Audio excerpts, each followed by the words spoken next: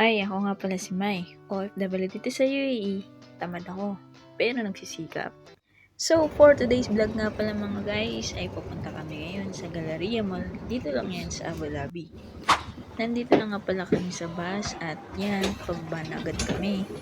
Around mga 15 minutes guys, nandito na kami ngayon sa mall at nandito na kami sa The Cheesecake Factory. Tara!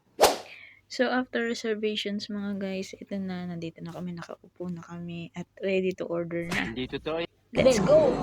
Hi mga guys, nandito kami ngayon sa Cheesecake Factory.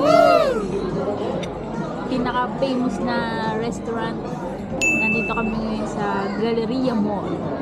Wow! Kahit tayong nachos mga guys.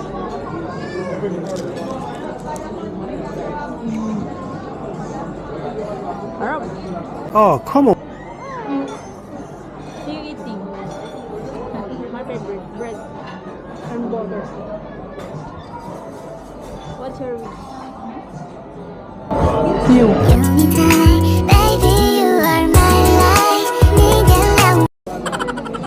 Hi, how is it?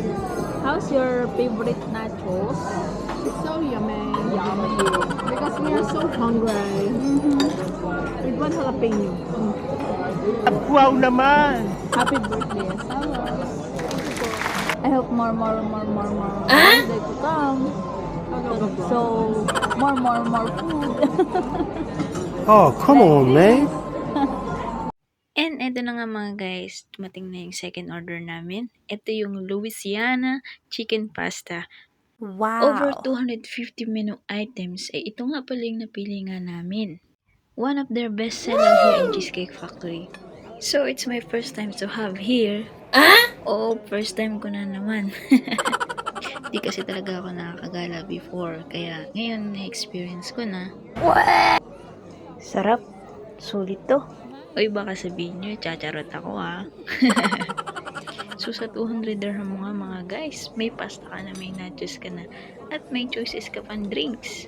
So, see you in our next vlog.